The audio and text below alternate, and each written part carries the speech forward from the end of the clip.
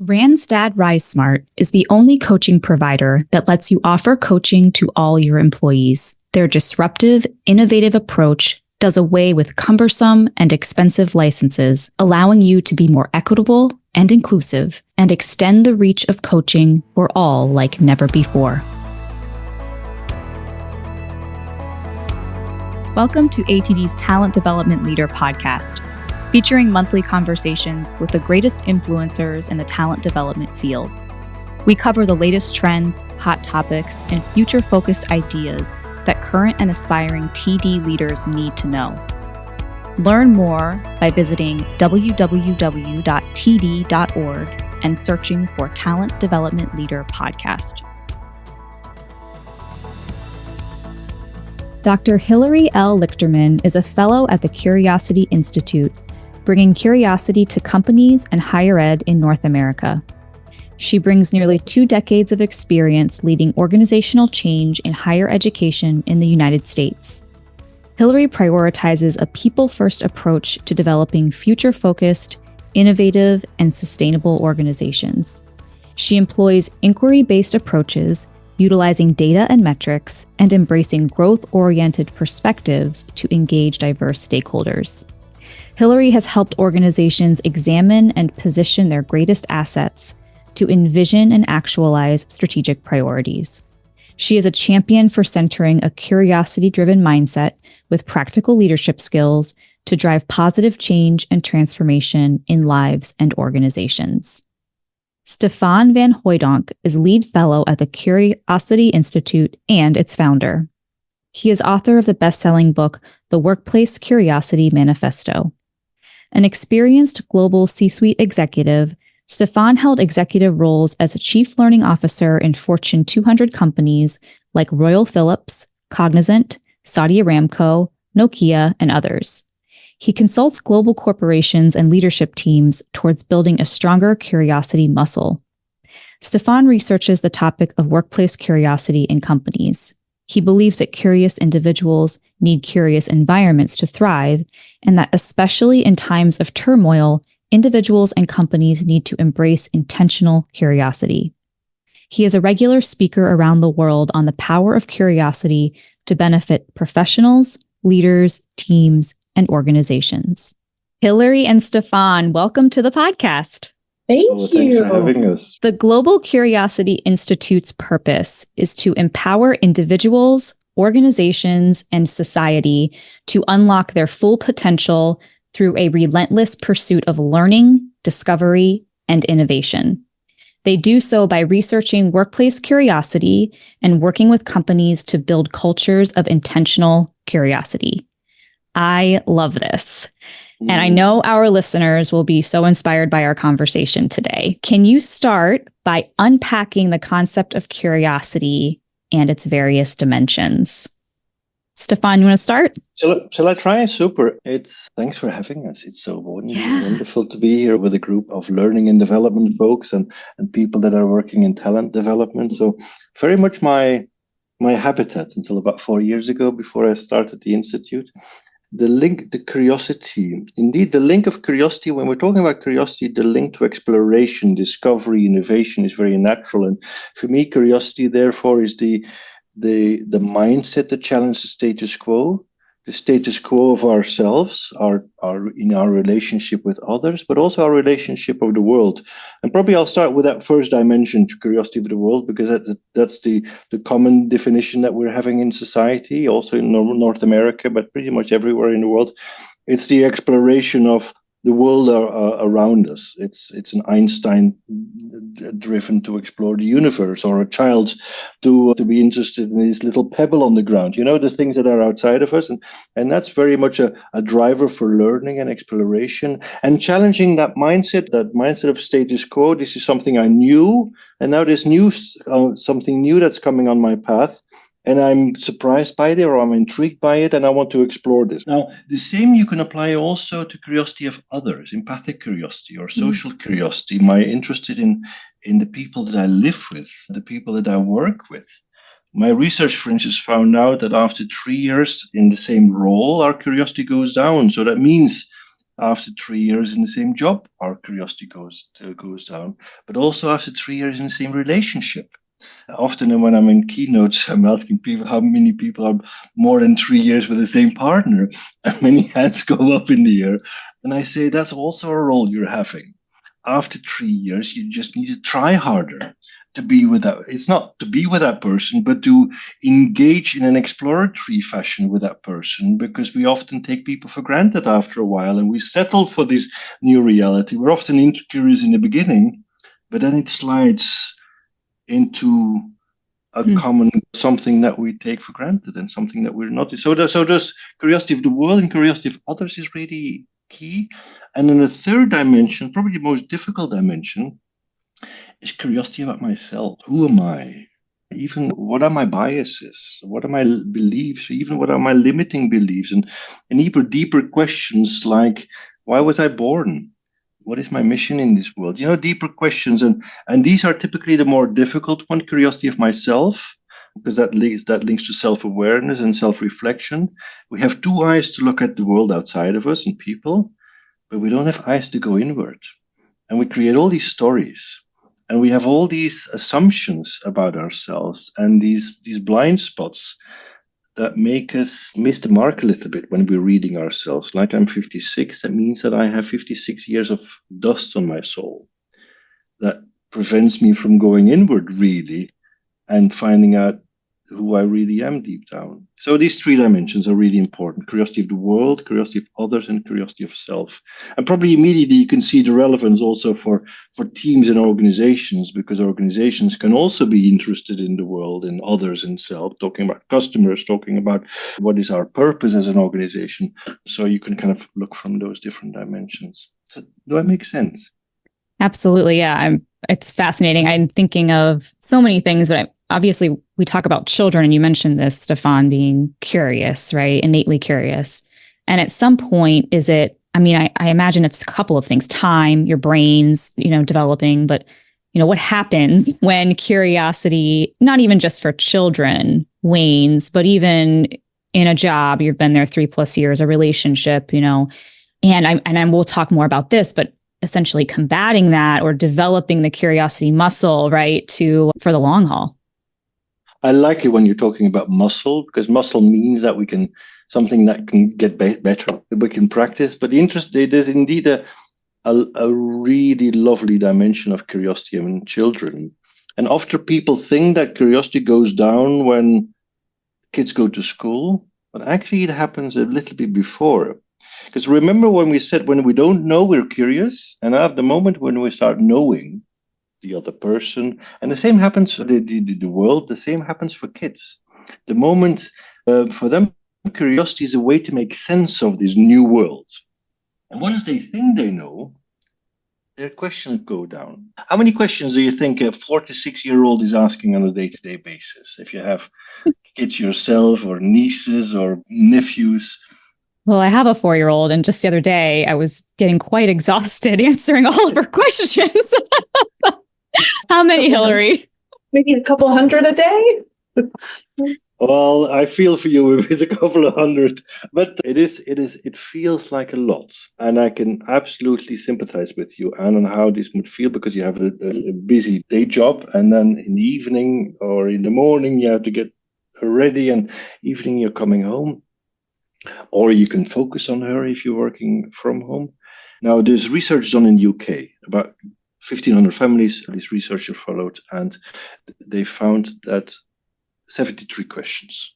Young kids between 4 to 6 years old, 73 questions on average. Interestingly, they're living in the big cities. They're about 20 questions more versus in the countryside. And so that calls for exposure in other dimensions. Now, once those kids get into puberty, get into their adolescence, do you think they're asking more questions or less questions? I would guess less, but much less, between 5 and 10 questions. Yeah. And the difference between 5 and 10 is how cool it is in my environment to ask questions. Because in some groups it's not really cool, or in some families it's not really cool, because reverence for authority, or just let's just stay with the status quo, and let's not question, or let's not go on into new places for holidays. Let's always go to the same place, or let's always go to the same restaurant. And then when those youngsters get into workspace, they ask functional questions. What do I do to fit in? What do I do to stay out of trouble? What do I do to please the boss? And all those big mega questions that these young adults are asking when they were young are kind of thrown out of the window. Some people are still retaining this, and these are the curious people around us and that are still working with us, and maybe we're curious individuals ourselves. But a lot of that curiosity it's not that it's gone away, because actually it's wrong to say that adults are not curious. We're asking as many questions as young kids. The only difference is that we're not leading into those questions. We're not activating those questions because of fear, because of being too stressed, because of many things, or what would others say if I raise that question or if I pursue that question type of thing. We have as many questions, we just are not as fear to engage with that question. When a young child is poking her finger in the fire, it's curiosity.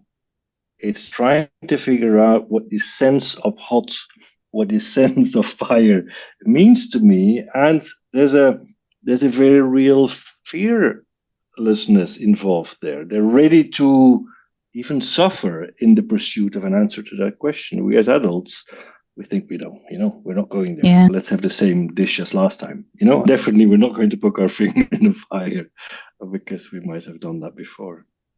I'd love to lean in a little bit more to the dimension of self, so the world around us, others, and self, and think about the link, the connection between curiosity and stress. And Hilary, if you could talk a little bit more about this. I know, from my own understanding or experiences, that curiosity does have quite an impact, or can, on mental health and well-being.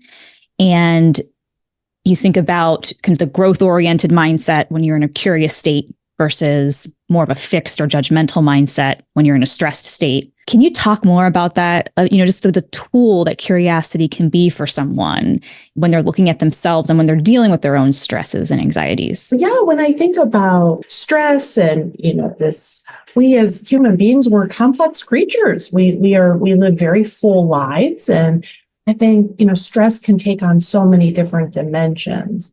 And I think about our identities, our lived experiences, the way we interact with others on any given day, that stress can be so personal. And I also, love thinking about curiosity as a very personal journey in a lot of ways. When Stefaan was mentioning about reflection and looking inward, I think that it's multifaceted, this concept of well-being.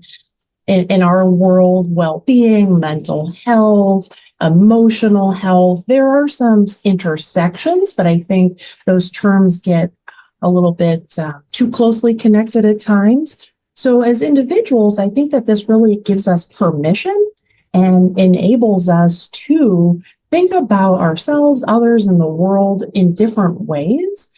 That maybe feels a little more uplifting. For me, curiosity is a very happy word. And I know that comes with some privilege and some positionality and identities that I hold. And I honor that and respect that in others. But I also think in organizations, there's this concept of belonging. We all want to belong. We all want to know that at the end of the day that we're not only doing good work and giving our best, but that we're moving the needle, right? And so I think stress can manifest in so many ways, personally, organizationally, with others, but that curiosity is a vehicle to give ourselves and others permission to be human, to ask different questions. At times we can think about curiosity as just asking a lot of questions, but as Stefaan noted, it's so much more than that. These dimensions take on such different ways of being that I think stress and anxiety and mental health, curiosity is a way to be a catalyst, if you will, to open conversation, to deepen relationships, to even understand mental health from an organizational point of view beyond just what every other organization or company might be doing for wellness programs. I think this opens the door for deeper conversations. What are you thinking? I love what you're saying about permission. For me, the link with we're actually measuring stress in our diagnostic because stress is one of the biggest distractors to curiosity for us, for human beings. Now, if we're leaning into curiosity, it's a very curiosity is a very good counterbalance to stress because curiosity helps us to reframe negative connotations that stress, because when we're stressful we often don't want to go there or think about the discomfort. And just by opening that door a little bit and by asking simple questions like why and what if, and just can I maybe just a little bit lean into this, it's helping us to reframe threats into opportunities. And it also helps us to deal less with avoidance behaviors. Because often stress leads us just to stay still and to focus on the status quo and kind of bog down and do whatever we need to do. And it stops us from exploring. And also research has shown that there's a link between curiosity and stress and mindfulness. Because mindfulness and living in the present, when we're curious, we're focusing, we're zooming down, we're zooming in, and we're starting to focus. And by asking ourselves the questions about our thoughts, our actions, our words even, that automatically decreases our stress level. So there's an interesting dimensions of curiosity and stress, and there's many other dimensions about when we're curious, we're just better at problem solving. A little bit of stress, not too much. Because when we have too much stress, it's paralyzing. But a little bit of stress about deadlines in our workspace is doing magic in terms of showing up curiously. And we also need that in learning. We need to juggle out a little bit of our comfort zone to move into our learning zone. Because otherwise we just don't. Let's talk about learning. Obviously, our listeners are talent development leaders. It's their job. Learning is their job, or enabling learning in others. But I think innately a lot of our listeners are natural learners. They lean into learning more. They might be more naturally curious, if that's a thing. Can some people be more prone to curiosity than others? Just like, some people are prone to other strengths or traits. Maybe that's a question to be answered. But when you think about learning and the connection there, I'd love to hear from both of you about that. And also, can curiosity be an innate strength, essentially? I think if you're looking at an innate strength, if you're looking at companies, you see more and more companies embracing curiosity in recruitment, for instance, because companies know, and I've done research with a couple of companies, the people are more interested in working for curious companies than non-curious companies. And if companies are using that in their advertisement and the kind of job descriptions and their LinkedIn job posts, if the word curiosity appears there, then people are more likely to go and apply for those jobs. So curiosity is a thing and more accepted as such. Not like 50 years ago. 50 years ago, curiosity was a negative dimension where people, and that's why we still have curiosity kill the cat and those type of negative connotations, that because when we were around 50, 60 years ago, people were supposed to be obedient and listen to the teacher and say yes to the manager, and challenging status quo was not really accepted. But okay, now we're in a completely different space. So learning is such a beautiful dimension of curiosity. And I think some people are more curious than others. And you see that in our environment. Some people are just more ready to go for these extra questions. And that's sometimes because people have it in them. But it also means that people have their ducks in a row outside of them. You need time and space to be curious. Think about, when am I more curious? Am I more curious on holidays or in the rat race of everyday life? And I see you smile immediately because you can picture those different. What is your answer? Oh, absolutely. On holidays. Isn't it? Yeah. You're creating the space to be mindful, be present, explore. Yeah. Be curious. Because you're more interested in exploring new types of cuisines, or you're more interested in going to a museum, which you maybe never do, or talk to strangers, or yourself or your family members again, and then spend time or read a book. So you need that time and space. So when I'm saying that people are more curious, that means that also they have their ducks in a row outside.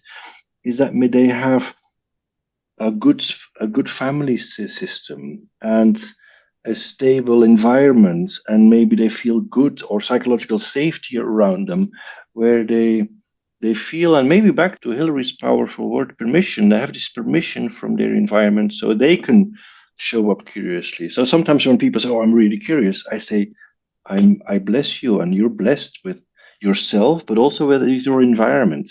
And we shouldn't forget that environment and how the manager shows up, how your family shows up. You think about changing jobs, changing cities, and changing partners all in the same couple of weeks. That's pretty stressful. And so you need that environment to be really curious. So if you're curious, good on you. I would add to that context is so important. And at the same time, we can't be limited by our context, because that's where innovation happens. But when I say context, I think about in our organizations, we take a lot of pride in understanding our mission and our values and how we show up and serve others and how we function, particularly in learning and development spaces. But I think we need to have a healthy dose of curiosity, of course, and a healthy dose of a willingness to say what if, as Stefaan noted, because that's when we see companies have some of their greatest innovations.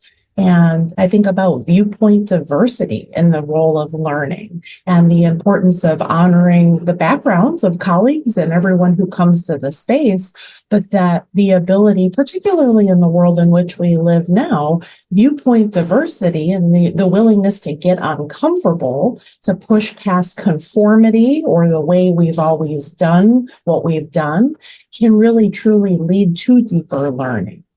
I think that in curious organizations, we see that individuals can bring knowledge to the table, and that can be new, that can be inspiring, and it's not seen as an add-on. It's not seen as something separate or someone kind of stepping out of their lane, but in the most thriving organizations, individuals are bringing it's kind of that boundary spanning, keeping that periscope up and scanning the environment to say, we might be missing this in our organization, or what is our tolerance for risk? Are we really willing to do something different because we're really leaning into curiosity? I've been thinking about talking to others about problem solving recently and just critical thinking and the role of curiosity in that, to even start with asking questions about what is the actual problem, right? What's really going on here? I think we so often jump to the solution, right? Let's try to fix something. Well, are we fixing what's actually broken? And kind of starting there. And I think just learning myself the role that curiosity has in, as you've been saying, Hilary, asking the questions, driving innovation, and really taking time in that process, pausing there. Yeah, maybe to add to that, I think it's a beautiful segue in when to use more or less curiosity in the workplace. Because sometimes managers are asking me, or sometimes they're even afraid of unleashing too much curiosity, because there's this thinking that when I do that, I only mayhem and chaos in the team. And I'm focused on efficiency, because I've been taught that for the last 100 years that efficiency is the most important thing. And if I go away from this, then what happens? I can't manage my people anymore. So what I'm suggesting then is leaning to curiosity in the beginning of when starting something, like what you just said, just instead of jumping into the action immediately, ask yourself some basic questions. What are we setting out to do here in this project, and what are we trying to achieve, and what could be some hurdles, and kind of spend time to think and to gently think through some of the things. And then once you've agreed on all these, on everything that you need to do, then when you move into implementation phase, you move curiosity to the background. Still allowing it to happen, but it's more like, let's roll up our sleeves and get the work done. And then at the end of the project, you're doing after action reviews, asking yourself afterwards, what are our learning points? What can we learn for the next deal? And too few companies are doing that. Many are saying they're doing it, but few are really doing it and taking the time to say, time out. What are we learning here as a team? What are we learning here about the project, about maybe think about a customer project. How can we improve it for the next customer type of thing? So, and then curiosity can kind of be dialed up again in the beginning and at the end of the project, while during the project, you're just dialing it down and to allow implementation to run its own course. I like that kind of the life cycle of curiosity with a project. I've certainly known people and worked with folks on a project who the curiosity was dialed up all throughout. And you're exactly right that we can't get this thing done. We can't get this thing launched, right? We're just constantly, kind of asking the questions. And so at some point that does make sense to dial it back. That's interesting. And good managers know automatically when to do this. To open up for questions and when to say, boys and girls, now we're closing the challenging the status quo endlessly. We're just getting into work, and I want everybody to start working now, which is fair enough because that's what we also have to do. I love the theme of consistency in that, Stefaan, as you're sharing that this can't be if I feel like it one day, but curiosity becomes a deep ingrained habit and a way of being. It's more than a mindset. It's seen in our total facets, our actions, our decisions, our questions. And as you describe that, I think about the importance of consistency in leaders. We all want to know, as with our colleagues, our managers, our supervisors, we want a similar person to show up every day so we're not guessing, what's going on. So as you describe that, I think that's a key point as well of this requires consistent behaviors and a commitment that can be cultivated like that muscle over time. You definitely sold me on the importance and power of curiosity for individuals and organizations.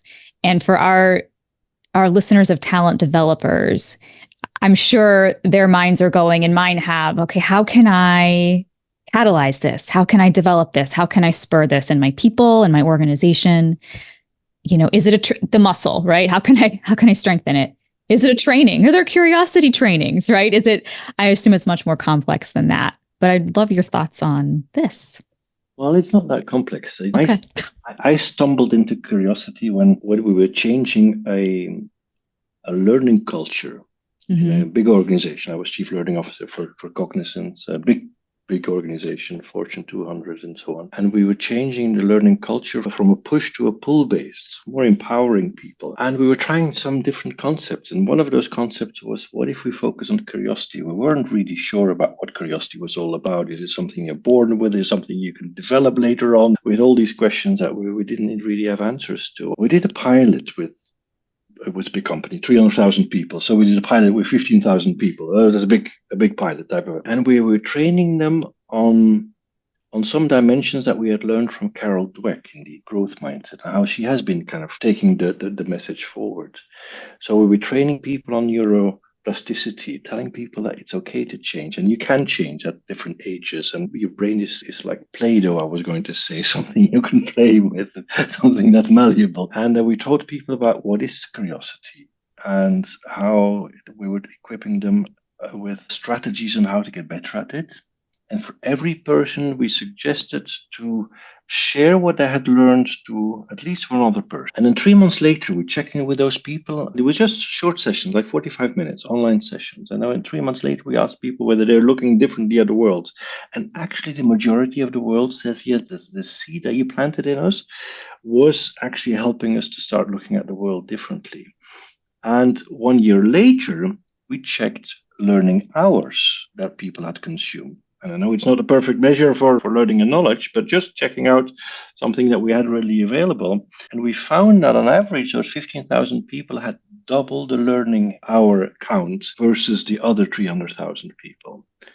And then I said, whoa, this is too good to be true. And then I left my job and I started the institute because I wanted to do more research on the matter, because I felt we were really onto something. What if we dial up curiosity? And what is curiosity? And can we learn more about it? I think this pilot taught me two really important lessons. First of all, the word that Hilary already used is a permission. When management gives permission through communication, through values, through processes, through culture, like this exploration, this inquisitiveness, this curiosity, this challenging the status quo, is desired behavior here. or boys and girls, it's okay to explore. It's okay to learn for your current job or for your next job already, and give people the tools to do that. So permission is really important. I also learned that communication is just the first step. You need to train people to change behavior. And we all know this as talent development professionals. To change people's behavior, you need to give people the tools. And once you have that permission and the tools, then magic happens. And it's so amazing. Later on, maybe we can talk about it, what the research says about the link between curiosity and learning. It's fabulous. And I don't think enough of the learning folks out there are fully aware of the dynamic that goes on in our minds when we're creating a pull-based learning strategy versus a push-based one. Push is much more compliance-based and pull is much more curiosity-driven. But what does it do in the mind? And I think when more of us are equipped with this, we probably have more ammunition to sell these new good ideas to our management. First and foremost, the top thought is I recommend this book that I have on my desk here that Stefaan wrote, The Workplace Curiosity Manifesto. And Stefaan's second book is coming out pretty soon. And so, I think about in that book, this is how I first met Stefaan. I was really thinking about curiosity in my life, and books are a love language. So I went online and said, let me find a book. And I found this book, and I've now read it 3 times. And so in my own leadership, what I have found that reading the book, the anecdotes, the research, the reflection questions, that's allowed me to bring that to my team. We've said this thread throughout, but it's this permission and transparency. I think any good leader, right, we tend to share what's on our minds, maybe not every nook and cranny because we don't want to create fear or violate trust. But I think with curiosity, the magic bullet there is to have open conversations. We'll talk a little bit later about some of the diagnostics. And I've done that with my team and with colleagues. My supervisor took it, and it's been really wonderful to open dialogue. And then I think with that open culture, right, where we're naming and we're maybe even creating our own definition of curiosity, how fun is that? Where, of course, there's research and there's a great definition that Stefaan offers. But I think about what I've done and encourage others is how do we create our own definition of that? How do we create now then some of those practical tools, such as how does curiosity show up on our meeting agendas? What type of practices do we want to embed in our everyday ways of being? Do we create summer reading lists where everyone can contribute different pieces or podcasts, or I think this one should make the list? But whatever the case might be, how do we create those spaces where individuals and colleagues at all levels of the organization can add their ideas? I think about human-centered design. I really enjoyed taking a certification on that through Luma, and all of the thinking behind that, the activities, it all thrives when individuals and teams can step behind this concept of it all starts with curiosity. So my point is that I think there are really practical, tangible ways that we can bring that, but those can't be disparate actions that are just brought up when we have time or feel like it, because then like any other mindset or value, curiosity then just lives in a mission statement, or it's maybe at the top of the meeting agenda, but we can truly actualize it through those everyday practices. You've both worked with organizations to develop curiosity, and I'm curious if you have any examples that come to mind, maybe a brief anecdote of a company, and certainly can remain anonymous, but how they're perhaps scaling some of these efforts. Stefaan, you talked about the pool learning and just some ways that you might recommend. And certainly, one size fits one. Our listeners know that well. They can't take what Google's doing and apply it in their org. But anything you think might be helpful for folks as they're thinking about how to kind of get started practically with this? Well, there's a number of things. And I'm sure that every organization that we have, or every professional listening, they're working for organizations that is very curious, or at some point was very curious, because every startup starts as a a very curious setup. And when you're looking at kind of the readiness for failures, startups are 4 times more ready to learn from mistakes than grown-up organizations or scale-up organizations. So that already kind of tells us what organization is. You can slice and dice it from different angles. A number of companies have curiosity as their corporate values, and that's of course the highest level of permission you can give to an organization. But if you don't have it, and there's examples like ABB, the big Swedish company, they have curiosity literally in their TikTok.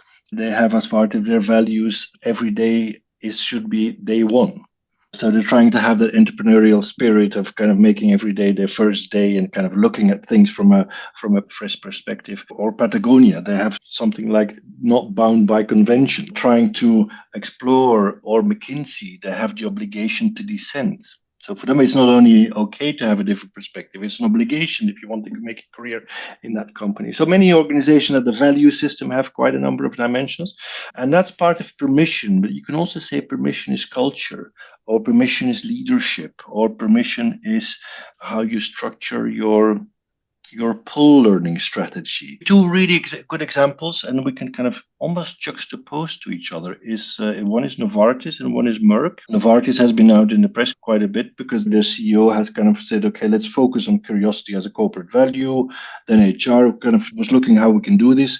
And then the learning team kind of embraced this big time and started looking at how can we make Novartis a more curious organization, and did that by focusing on the systems. So they made sure that all their LMSs were combined into one and made it easy for people to access stuff. And they also democratized learning. They said, we're not going to have silos of learning anymore. Whatever we have bought for the finance team can be opened up for anybody. Because there might be people out there that are interested in joining that for their next role. They also set 100 hours as learning target for everybody in the company. They never got to 100 hours, but at least that was permission to say, okay, it is okay to learn and to go over and above to drive this. So they were focusing very much on the system dimension. And then you have Merck on the other end of the spectrum. They also were very much focused on curiosity, but they said, we're not going to focus so much on the system. We're going to focus on the individuals. We're going to train individuals on how to be more curious. We're going to train teams and leaders on how to be more curious, and the systems will sort out itself. And Novartis said they focus on the systems, and they said, oh, the individuals will sort out themselves. The ex-CLO is a good friend. And I asked him, do you do any training on leadership about curiosity? And he said, indirectly, it's included, but actually we're focusing more on the systems. And both have their value. I've been doing quite a bit of work with PepsiCo. They're trying to do both. They're trying to focus both on the nurture side as well as on the nature side of things. So that's, I think, a good example in the learning and development space. We spoke about curiosity of self. For instance, companies like Fiskars, they had this leadership journey for leaders. And they had leadership sessions, and they had also kind of mini MBA sessions, a bit on finance, a bit on operations and management, a bit on strategy. And suddenly their CHRO had an insight and said, okay, that's all outside in. Why don't we focus on an inside out approach? And he says, why don't we enable those leaders to understand themselves first? So they did a 3-day purpose and values session, not about corporate values and purpose, but more about what are my values and my purpose. Yeah. Because the feeling was, and I fully subscribe to this, the more you're aware of this, the more you're grounded and the better you can show up as a leader. And it was so successful that they're rolling it out to the entire organization. And you see all the other companies are also doing, like McKinsey as an example, they do something similar for their first leaders program in other companies. So that's a great way of focusing on this curiosity of self. And there's many other companies. I think something that people make smile all the time is failure parties. Like somebody did something wrong, yay, let's celebrate. Yeah. Here's a bottle of champagne. Right. Intuit is a good example, and there's other examples. Allowing this to happen and creating this psychological safety because curiosity, you don't know where you're going. You're exploring the future. You know where the past is coming from, but curiosity might lead to a place where you're learning, but it might mean not something for the organization, or it might lead to something that is, failure is the wrong word because that has a lot of negative connotations, but might lead to a space of where you can learn. I think those multiple examples of the various domains too is really helpful. Hilary, you talked a little earlier about the diagnostics. And so obviously when you're looking at, even for a leader or an organization to assess, where are we with our curiosity? How much permission do we give our culture? Are we embracing it? Looking at our systems and our leaders and how we're setting them up for success here. What are some ideas that you might have, or ways you've seen organizations measure curiosity and kind of where they are now, and then after they've put these efforts into place, as Stefaan shared that the various organizations have done, where they end up? Stefaan, maybe you take it more from the team perspective, but with the individual diagnostic, it's on the Global Curiosity Institute website.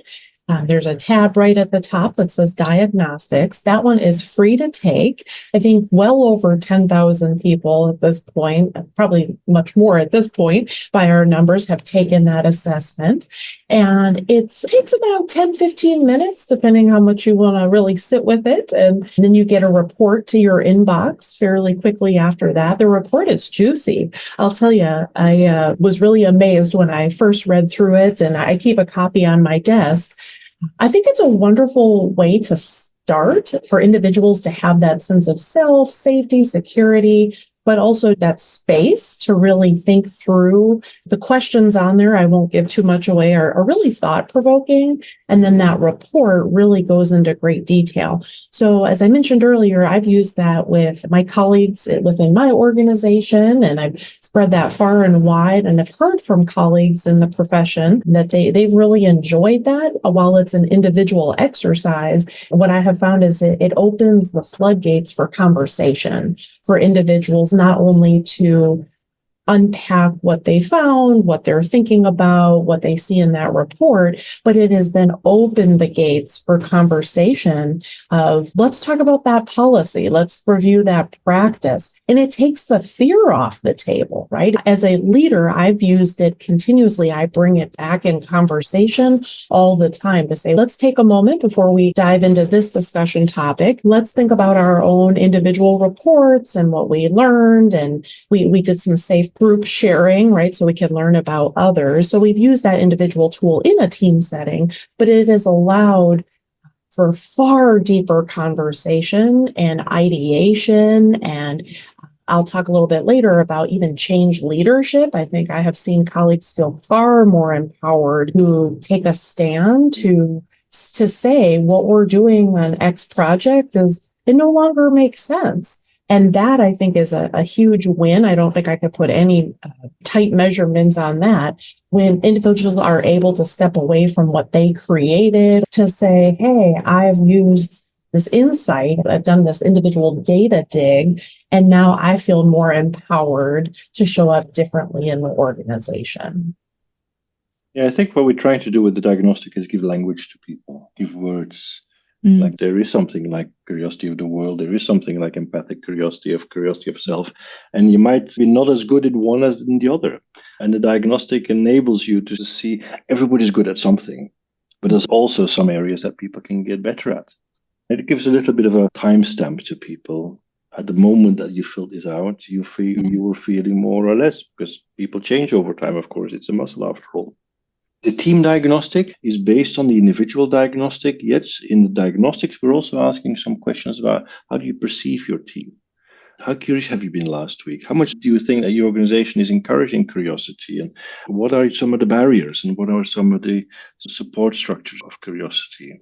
Consistently, what I find in terms of barriers is that people don't have time to be curious. It's stress, it's deadlines, I don't have time or space to be curious. And then the second dimension, but that's differing from different organizations, but the majority of organizations is saying top-down decision-making from managers.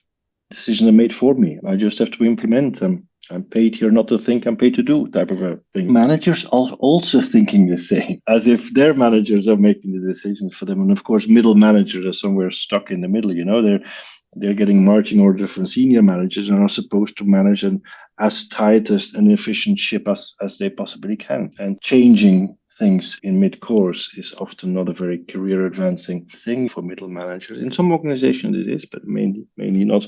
So we have the individual diagnostic, the team diagnostic, and also the organization diagnostic. That's focusing only on culture and climate and practices and processes around leadership, around psychological safety and other dimensions. And we're now in the process of creating a maturity model around this to equip companies to say, okay, maybe you're level 3 in leadership. What does it take to move to level 4? Because that might be the highest level that you're aspiring out of 5 levels type of thing. So, and that's giving us lots of data also as the Institute to go deep with, as Hilary said, more than 10,000 people in the database, now over 100 companies, looking at culture, looking at different dimensions. That's giving us a wealth of global information. And I'm really grateful that we can do this, really. And we can hopefully move the needle. And you read our purpose in the beginning. It's really making the world a more curious place, making individuals and making parents. Interestingly, with the diagnostic, many families are doing this all together. It's not meant for kids, but kind of when the family members are old enough. I have partners making their profiles and discussing it at the dinner table. It's a great area to explore. Where can folks access these diagnostics? You go to the globalcuriosityinstitute.com and then you can immediately see it. You just follow the flow about the diagnostics and you can do your own diagnostics. Wonderful. Well, as we come to the end of our time together, I wanted to ask you both to share briefly something that has sparked your own curiosity lately. So perhaps in your research or your work, a moment where you perhaps went, or aha. Hilary, let's start with you.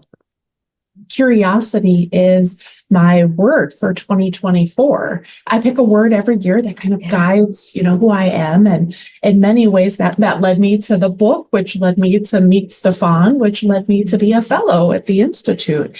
So for me, I think about words matter, right? How we embrace, how we choose our actions and choose our mindsets. In my work and all of our work, we are so focused on outcomes. And we need to be. We live in a world where outcomes matter and results. And curiosity has, I think, for me, gotten me far more interested in the process and the processes we engage in, and not losing sight of the process and the outcome. I love change leadership, change management, cultures, organizational health. And so for me, the research affirms every time I dig into it, and even these anecdotes, that curiosity in the right environment, cultivated in the ways in which we've unpacked, can really lead to not only amazing outcomes, innovation, but personal fulfillment. I think human beings, at the end of the day, we all want to matter. We all want to contribute. We all want to be part of something bigger than ourselves in our families, our communities, our workplaces, whatever setting that might be. So that's, I think, what curiosity has unlocked for me. Going very much from what some could say is a buzzword to what I think we've unpacked is completely far from an actual word or a phrase. For me, the aha moment is I started becoming a beekeeper and a part-time farmer 3 years ago. And there's so many new questions I still keep on asking about this new territory, which is completely new. So for me, leaning into my learner mindset or my novice mindset and not being afraid to do so in my private space is actually helping me to get stronger also in my professional space, to say I don't know and I need to ask that question. And that for me is a constant aha. And also it's recharging my batteries so beautifully that my free time is filled up with new exploration. So that's a beautiful aha reminder of myself, of start a new hobby, start exploring something new to a level where you could be proud of. And the beauty with hobbies and passions is that probably two things. Our curiosity never goes down, keeps on growing. That's the only exception to the notion that curiosity is something you do in the beginning, and passions, they keep on growing. And think about even the passions that you might have. So this is my aha. Well, I have been truly inspired by the time with you both in this conversation. It's incited a lot of kind of ahas in my own thinking. So I appreciate very much your time with Talent Development Leader podcast. And I encourage listeners to go to Global Curiosity Institute's website to learn more, check out the book, The Workplace Curiosity Manifesto. And what are any additional ways they might connect with you to learn more or ask their own questions? LinkedIn is probably my go-to place. It's the easiest. You can also leave a comment on the website, but LinkedIn is probably the easiest. We also have a Global Curiosity page for LinkedIn, so you can check out some things there, and we try to tag that, as well as our other fellows. So on the website, you'll see the Global Curiosity Institute website. There's an amazing team, stellar humans and brilliant minds thinking about curiosity in so many different ways. I think about Soren and his work with art. Amazing. You can see articles on there. Shout out to everybody. They're doing some really unique work. And you can also email me at hilary@globalcuriosityinstitute.com. I really specialize here in North America and contacting and reaching out to companies, organizations. Stefaan, you're working worldwide with government agencies, organizations, companies. So we want to hear from folks and we want to have conversation. The tip of the iceberg is just on the website. There's a lot of free content, a lot of articles, a lot of ways to access, but there's also ways to sign up for master classes. We're always getting interest in that and that community space to come together with individuals in your own organization, or sometimes to meet others, right? And get out of your own everyday and ideate differently. So we're open to conversation and would love to hear from folks. Well, Hilary and Stefaan, thank you so much again for being here. Thank you for having us. Thank you for listening to this podcast by the Association for Talent Development. If you found this show insightful or useful, please be sure to like, subscribe, and share it with a colleague.